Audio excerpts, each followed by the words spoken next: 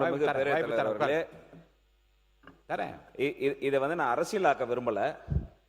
உண்மையிலே பின்தங்கிய மக்கள், எண்ணிக்கையில் அதிகமாக இருக்கக்கூடிய மக்கள், தமிழ்நாட்டினுடைய மக்கள் தொகை கணக்கெடுப்பில் பெரும்பங்கு ஆக இருக்கக்கூடிய அந்த வன்னிய மக்கள் இன்றைக்கும் பின்தங்கிய சூழ்நிலையில் தான் இருந்து கொண்டிருக்கிறார்கள். அதற்காக தான் அந்த இடஒதுக்கீடு என்ற ஒரு விஷயம் என்பது இன்றைக்கு நேற்று அல்ல, நீண்ட நெடிய வரலாறு இருக்கு. அவர்களுடைய தலைவர் தான் கொடுத்தார், நாங்க இல்லைன்னு சொல்லல. பல போராட்டங்களுக்கு பிறகு ஒரு நாள் சாலை முறையில் எங்களுடைய மருத்துவர் ஐயா அவர்கள், இல்ல நான் முடிச்சிருந்த பேரவைத் தலைவர்கள், ஏதோ எல்லாத்தையும் அவங்க தான் கொடுத்தாங்க. ஆனா தானாக மட்டும் நீங்க பதில் சொல்லுங்க. விளக்கம் வரலாறுலாம் சொன்னீங்கன்னா அது கால தாமதம் வேண்டாம். வரலாறு சொல்லல, ஏதோ தான் பாக்கெட்ல இருந்து எடுத்து கொடுத்துடல. பல போராட்டங்களுக்கு பிறகு இருங்க, நீங்க பேசும்போது நான் அமைதியாக தான் இருந்தேன். அப்ப நீங்க சொன்னது எல்லாத்தையும் நாங்க சொல்லல. அவர் சொன்ன கருத்துக்கு மட்டும் நீங்க விளக்கம் சொல்லலாம், அவ்வளவுதான்.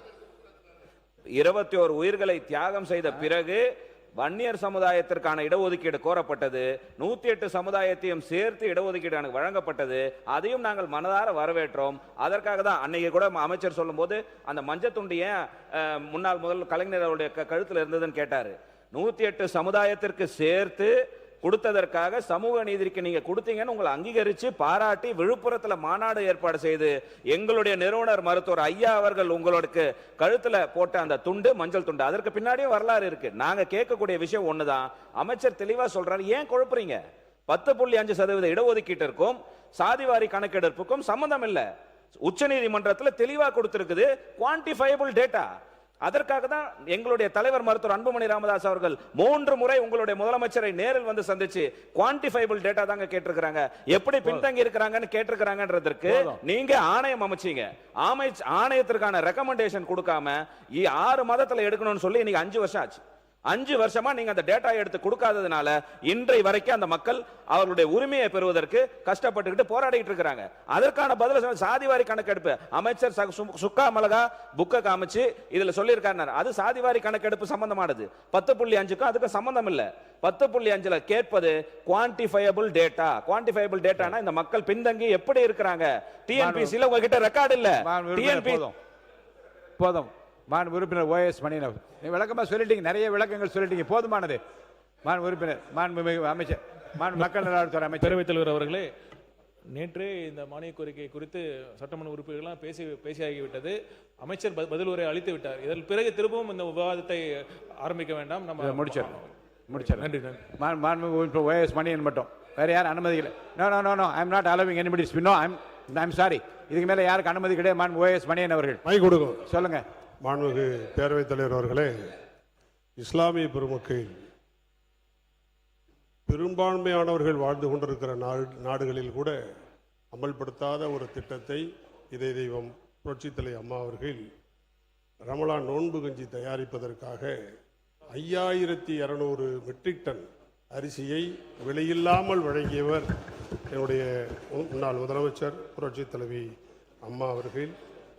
அதே போல இஸ்லாமிய பெருமக்கள் ஹஜ் யாத்திரைக்கு சென்று வருகிறவர்களுக்கு மத்திய அரசு மானியத்தை நிறுத்திவிட்டார்கள். அந்த நேரத்தில் அண்ணன் எடப்பாடியார் அவர்கள் முதலமைச்சராக இருந்தார்கள். உடனடியாக கோரிக்கை எவரிடத்திலும் இருந்து வரவில்லை. உடனடியாக முழு தொகையையும், மத்திய அரசு கொடுக்காத தொகையும் மாநில அரசே கொடுத்து அதை சிறப்பாக உயர்த்தி கொடுத்தது போதும் அம்மாவுடைய அரசு. ஒரே ஒரு செய்தி தான், மறைந்த குடியரசுத் தலைவர் ஐயா அப்துல் கலாம் அவர்கள் ஜனாதிபதியாக குடியரசுத் தலைவராக வருவதற்கு ஆக்கப்பூர்வமான நடவடிக்கைகள் எடுத்து வாக்களித்து வெற்றி பெறச் செய்தது அனைத்து இந்திய அண்ணா திராவிட முன்னேற்ற கழகம். அதே போல அண்ணன் எடப்பாடியார் அவர்கள் முதலமைச்சராக இருக்கிற பொழுது நாகூருக்கு சுவாமியை தரிசனம் பண்ணுவதற்காக வந்தார்கள். வழிபடுவதற்காக வந்தபோது ஒரு கோரிக்கை, குளத்தை வந்து பார்த்து போங்கன்னு கூப்பிட்டாங்க. அந்த குளத்தை வந்து பார்க்குற போது சுவரெல்லாம் விடிந்து விழுந்து கிடந்தது. பார்த்த இடத்திலேயே பொறியாளர் இடத்துல உத்தரவிட்டு 4.25 கோடி அப்பொழுதே செய்வதற்கு, நாகூர் தர்காவிற்கு அந்த படித்துறை காங்கிரீட் சுவர் கட்டி கொடுப்பதற்கு ஆணையிட்டு உடனடியாக செய்து கொடுத்தது அம்மாவுடைய அரசு. கண்ணியமிக்க ஐயா காகிதம் இல்லத் ஐயா அவர்களுடைய நினைவு மண்டபம் கட்டி கொடுத்தது புரட்சி தலைவி அம்மா அவர்கள். அதுபோல போதும் உலமாக்களுக்கு ஓய்வூதியத்தை தாராளமாக உயர்த்தி கொடுத்து அவர்களுக்கு வாகனங்களையும் சைக்கிள் போன்றதில் மாண்புமிகு சிறப்பு செய்தது அம்மாவுடைய அரசு. மாண்புமிகு உறுப்பினர் சி.வி. சண்முகம் அவர்கள் திரும்ப பெறுவதா என்று சொல்றாரு, என்னன்னு கேட்டுக்கிறேன். மாண்புமிகு பேரவைத் தலைவர் அவர்களே, மாண்புமிகு முன்னாள் அமைச்சர் இங்கே சொல்றது போல அவர் பேரிலே வழக்கு பதிவு செய்யப்படவில்லை என்று சொன்னார்.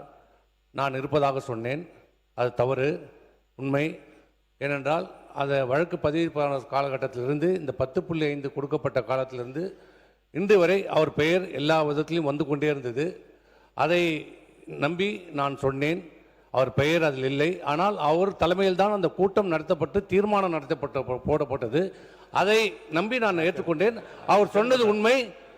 ஆகவே நான் அதை திரும்ப பெற்றுக் கொள்கிறேன். நன்றி. மாண்புமிகு பிற்பட்டோர் நலத்துறை அமைச்சர் அவர்கள். அவர் அறிக்கை.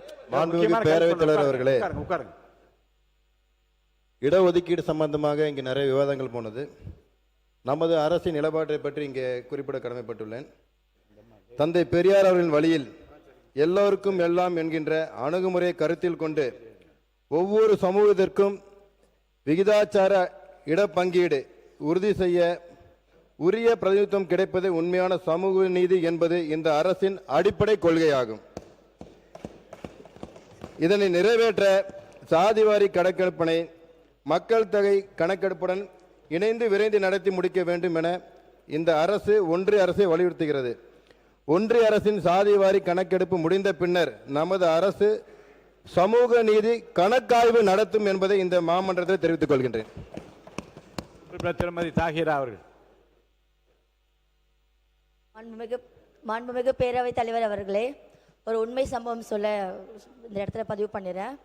போன ஆண்டு ரமணா மாதத்தின் அன்று ஒரு நாள் தளபதி அவர்கள் இஃப்தார் நிகழ்ச்சியை நடத்தினாங்க. அன்னைக்கு இஸ்லாமியர் மார்க்கத்துக்கு மதிப்பும் மரியாதையும் கொடுத்து அன்னைக்கு ஒரு நாள் அவர் நோன்பு வச்சாரு. ஃபுல் டே காலையில் ஃபஜர் நமாஸ்லேருந்து சாயந்தரம் ஈவினிங் மக்ரீப் நமாஸ் வரைக்கும் அவர் தொழுகை பண்ணார்.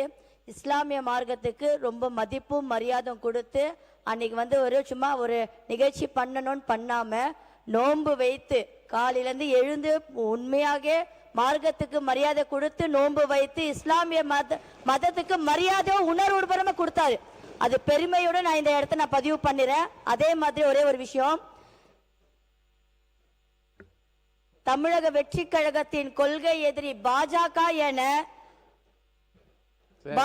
என எதற்கும் அஞ்சாதவர், எதற்குமே அஞ்சாதவர் அன்னைக்கு எங்க தலைவர் சொன்னாரு. அது இஸ்லாமிய சமுதாயத்து முன்னாடி ரொம்ப பேசும் பொருளா இருந்தது. ஆனா நாங்க பாஜக எதிரி தான் நாங்க சொல்லிட்டு இருக்கோம். ஆனா எங்களை பார்த்து பாஜகவோட பி டீம்ன்றாங்க. ஆனா இன்னைக்கு மக்கள் எல்லாருமே தெரிஞ்சுக்கினாங்க யார் எந்த இடத்துல இருக்கிறாங்கன்றது மக்கள் தெரிஞ்சுக்கினாங்க. நான் இதை பதிவு பண்ணிடுறேன். உறுப்பினர் மதார் பதுருதீன் அவர். மாண்புமிகும் பேரவைத் தலைவர் அவர்களே, இந்த பக்கம் 2 இஸ்லாமிய